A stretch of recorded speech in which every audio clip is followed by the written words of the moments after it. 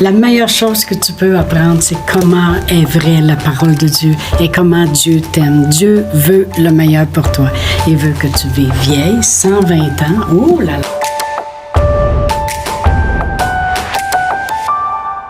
Bonjour, bienvenue à Inspiration. On a notre très beau sujet. Je veux que vous l'aimiez, ce sujet-là, cette semaine, parce qu'il est tellement important dans nos vies.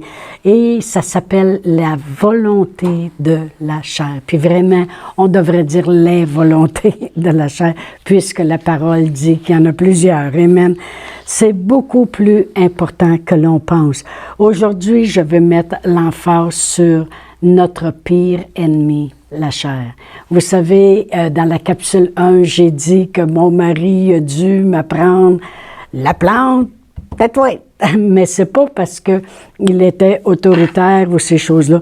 Mon mari a été 20 ans dans l'armée et puis dans les forces canadiennes et puis il a appris à obéir sans poser de questions. C'est la seule chose. C'est que s'il disait, tu t'en vas dans le champ, puis tu cours 3000, puis on te met des roches dans ton pack-sac, tu poses pas de questions, tu le fais. Puis moi, j'étais la fille à poser des questions pour savoir pourquoi on doit faire ça comme ça. Quand on était à l'école biblique, c'était comme ça. Pourquoi ça fait qu'ils font tout stationner de l'avant, comme ça on pourrait reculer, stationner du reculon, comme ça on serait prêt à partir. Il disait, la plante, pose pas de questions. Apprends à obéir, point final. Oui, mais moi, je veux savoir. Il disait, parce que quand 2000 étudiants, parce qu'on était 2000 étudiants, quand 2000 étudiants partent en même temps, c'est il y en a qui reculent, puis il y en a qui partent de l'avant, ça va tout se foncer dedans. Tout le monde recule, tout le monde part. Bon, là, j'avais ma réponse. Mais il m'a vraiment appris à obéir. Bon, c'est ça l'affaire. Mais aujourd'hui, je veux parler de notre pire ennemi, la chair. Souvent, on pense que le diable est le pire ennemi. Le monde dit, oh, le diable ici, puis le diable ça, puis le diable, puis le diable. Mais savez-vous que le diable, là, c'est notre pire ennemi, le diable. Mais vraiment, la parole de Dieu, là, elle parle pas tant que ça du diable comme un ennemi. Je regardais, puis j'ai trouvé 3 instances là, où il est mentionné comme le diable, lorsque Dieu a dit « Je ferai de tes ennemis ton marchepied ». OK. Après ça, ça c'est dans Matthieu 22, verset 44, puis Hébreux 1, 13.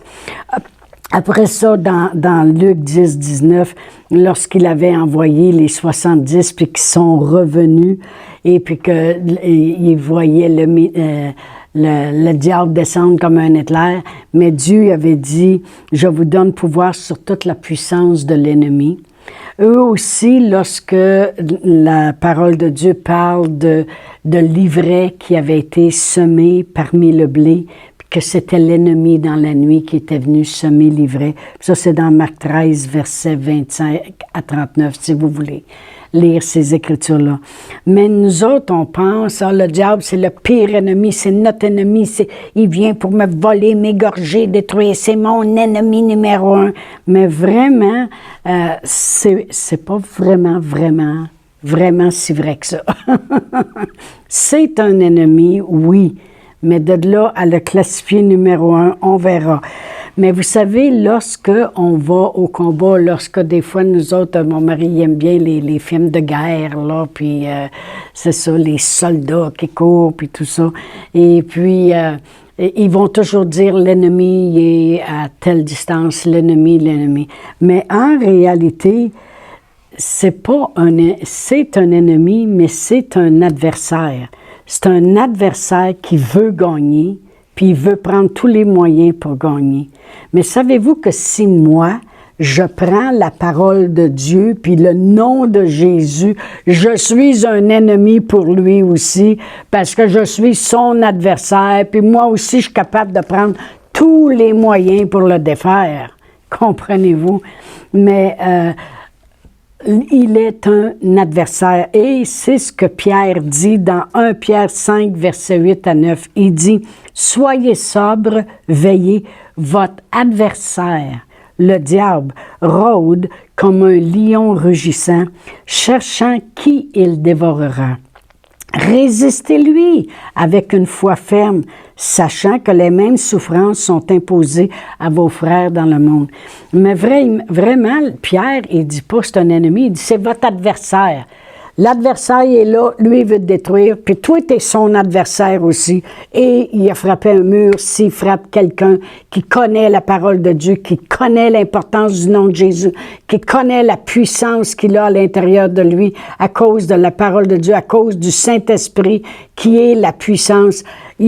On est son adversaire aussi pour le défaire continuellement. Mais le diable n'est pas l'ennemi numéro 1.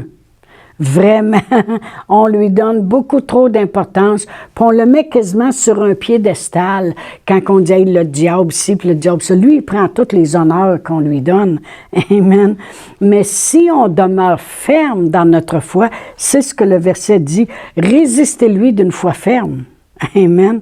Et la parole de Dieu nous dit aussi dans Jacques 4, 7, ça dit « Soumettez-vous donc à Dieu, résistez au diable, puis il va fuir loin de vous. » Alors, c'est une résistance qu'il doit rencontrer quand il arrive en face de nous. C'est un adversaire, puis on lui résiste, OK?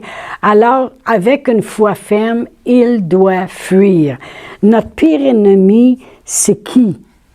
C'est notre chair. Pourquoi? Vous allez voir, restez accrochés à ces capsules cette semaine, parce que vous allez comprendre bien des choses. Parce qu'elle demande continuellement et qu'elle n'est pas contentable. On ne peut pas contenter la chair. Elle va avoir un cadeau, elle veut en déboucher un autre. Moi, je regarde des fois les enfants là, à Noël, quand ils étaient petits, tu sais. Ils débouchaient un cadeau, puis un coup qu'ils l'avaient débouché, waouh, ils le mettaient de côté, puis là, ils t'apprennent à en déboucher un autre. Waouh, ils le mettaient de côté, puis là, maintenant, il n'y en avait plus. Oh! C'était quasiment plus le fun de déboucher que de voir le cadeau. Mais vraiment, la chair, elle n'est pas contentable. Puis le plus gros combat que l'on a, c'est le combat de la chair. Ça, c'est notre pire ennemi. Puis notre esprit, à nous, qui est à l'intérieur, il est enveloppé de la chair, puis de toutes nos accumulations de déchets mentaux et émotionnels, nos pensées, notre intelligence qu'on doit renouveler. Amen. Mais notre esprit il est enveloppé de ça, puis il doit passer au travers de ça pour venir à bout d'accomplir quelque chose. Puis le diable, lui, il veut qu'on soit plus concentré sur le côté charnel, parce que c'est là que lui a sa victoire si on demeure là. Dans Romains 7, 24, l'apôtre Paul dit « Misérable que je suis, qui me délivrera de ce corps de mort? » Autrement dit, quand il dit qu'il assujettissait sa chair continuellement, à tous les jours, c'est qu'il est conscient que la chair, elle voudrait arrêter d'aller prêcher. Arrête, regarde, tout le monde sont là après toi, puis ils veulent toujours t'arrêter. Arrête donc. Il sait qu'il doit combattre son côté charnel continuellement. Il a compris l'importance de faire taire sa chair. Amen.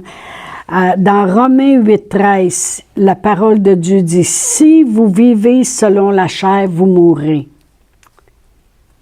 Mais si par l'Esprit, vous faites mourir les actions du corps, vous vivrez. » Ou si on pourrait le lire comme ceci, « Si par l'Esprit, vous faites mourir les volontés de la chair, vous vivrez. » Alors, c'est très important de s'occuper des choses de l'Esprit. Pourquoi? Parce que c'est eux autres qui vont t'aider à faire mourir, à éteindre, à assujettir, à faire calmer, à faire fermer les volontés de la chair. C'est les choses de l'esprit. C'est le seul moyen de faire mourir les œuvres de la chair, c'est par l'esprit. Juste de nous autres, c'est un combat continuel. Amen. Voyez-vous, l'apôtre Paul, quand il dit qu'il assujettissait sa chair, ça ne veut pas dire qu'il se levait tous les matins et disait, là, chair, là, tu vas te soumettre, puis dire toutes sortes de choses. Non. Il appliquait des choses qui nous démontrent qu'il faisait taire la chair. Exemple, lorsqu'il est en prison, et qu'ils ont été fouettés, et qu'ils ont été attachés, puis mis dans le cachot intérieur. Il loue Dieu. Pensez-vous que ça lui tente de louer Dieu? Non, mais il prend les choses de l'esprit pour faire taire la chair, pour assujettir la chair, pour faire mourir les œuvres de la chair. Tu voudrais te plaindre, hein?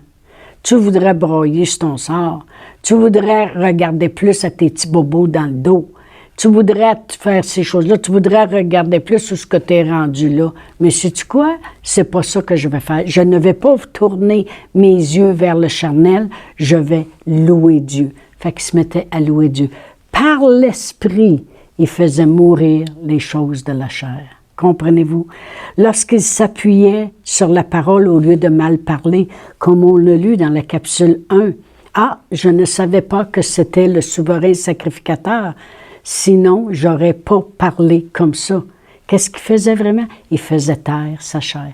Il prenait une parole de la parole de Dieu. Tu ne parleras pas mal de ton souverain sacrificateur. Alors, il aimait mieux appliquer une chose de l'esprit et faire taire la chair. Lorsqu'il priait en langue plus que tous, dans 1 Corinthiens 14, 18, la parole de Dieu nous dit que l'apôtre Paul priait en langue plus que tous. Alors, qu'est-ce qu'il faisait vraiment? C'est quand il s'en allait et puis qu'il priait comme ça en langue, il faisait taire la chair qu'elle, elle aurait voulu peut-être chialer, faire toutes sortes de choses, dire des choses qu'elle ne devrait pas dire.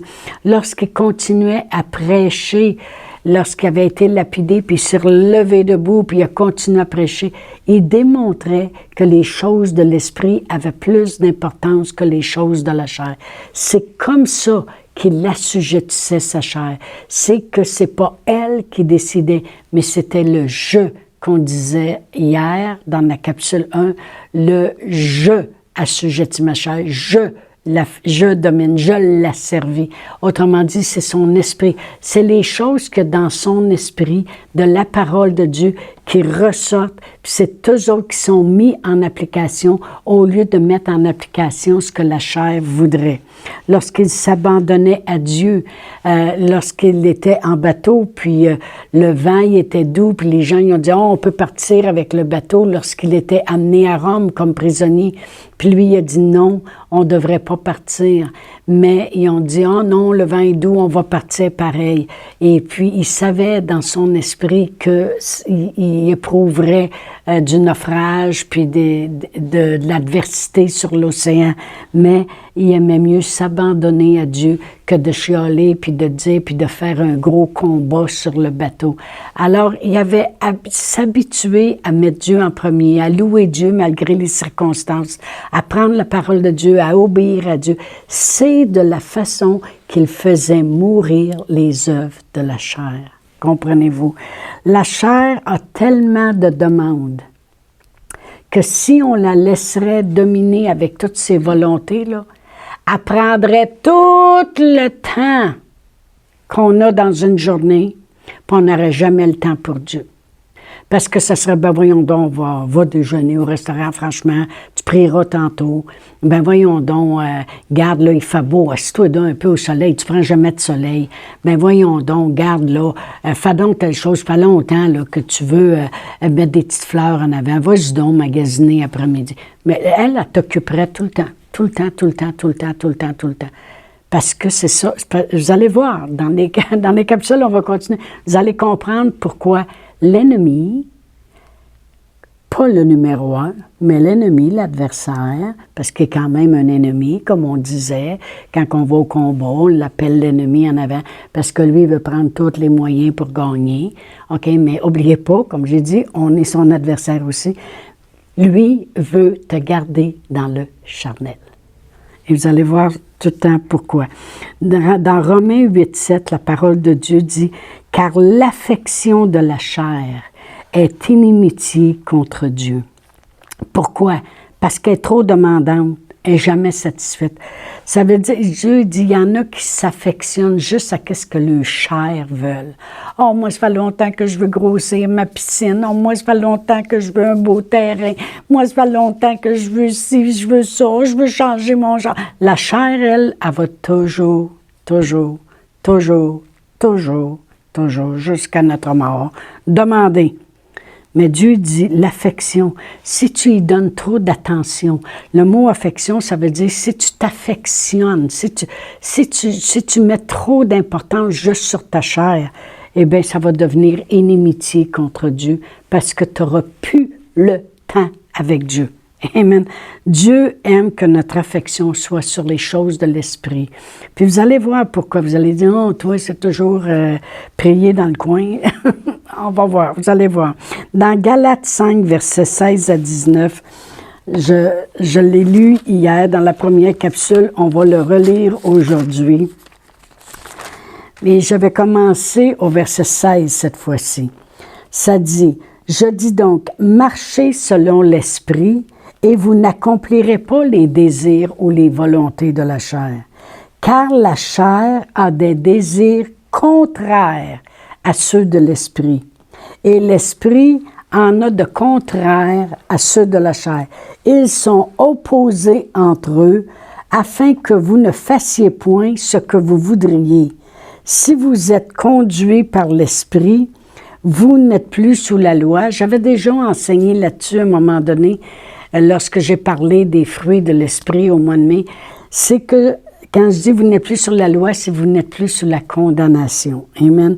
Mais où je veux qu'on voit l'importance, c'est que les deux sont opposés. Alors vraiment, quand l'apôtre Paul il dit « Qui me délivrera de ce corps de mort? » Vraiment, comme je disais, notre esprit a des désirs envers Dieu. Des désirs qui vont amener la vie, parce que lorsqu'on s'affectionne aux choses de l'esprit, c'est la vie. Puis la chair, elle a des désirs puis des volontés aussi, mais les désirs finissent par nous amener tranquillement, si on s'affectionne trop aux choses de la chair, puis on lui donne trop d'importance, elle va nous emmener à la mort. Ils sont opposés un à l'autre. Un veut nous emmener à la vie, c'est les choses de Dieu, puis la chair, elle veut nous emmener à la mort. Pourquoi on dit la chair veut nous emmener à la mort? C'est parce qu'elle est tellement demandante. Elle veut tellement de choses, elle est tellement insatisfaite, jamais satisfaisable. On ne peut pas la satisfaire. Tu as une maison, même moi, la maison que j'ai, quand on l'avait visitée, c'était impossible de l'avoir. C'était, voyons donc, ce trou de là. On rentre dedans, on trouve des défauts. La chair va toujours être insatisfaite. Alors, vu qu'elle demande, elle finit par faire des choses, quand elle demande, qui ne sont pas de Dieu. Facile à comprendre. Voilà, j'ai marqué, voilà pourquoi le diable veut toujours nous garder dans le charnel. Pourquoi? Parce que c'est l'endroit où lui, il travaille. C'est son domaine, c'est son sanctuaire. Pourquoi pensez-vous qu'il y a tant de succès dans le monde? Parce que le monde sont charnels. On l'a lu dans Éphésiens hier, que nous étions de ce nombre avant, des gens colériques comme eux, parce que le monde sont juste à la chair. Ils veulent ci, veulent ça, ils vivent que pour eux. Alors ça, c'est le domaine du diable, puis il veut te garder là. Fait qu'il va tout faire pour te faire marcher charnellement. Les volontés de la chair. Notre chair, notre pire ennemi. Je vous dis à demain et restez accrochés, s'il vous plaît. Chantal Paulus est avec vous tous les jours du lundi au vendredi sur Facebook et YouTube. Vous pouvez écrire à Chantal en privé sur Messenger. Si vous avez manqué une capsule, retrouvez-la sur la section vidéo de Facebook ou sur YouTube si vous désirez faire un don par Interact. Voici l'adresse courriel capsule.inspiration au pluriel @gmail.com. Le mot de passe est inspiration au pluriel. Vous pouvez aussi faire un don par www.eslr.org/DONS. Veuillez indiquer en mémo Capsule Inspiration.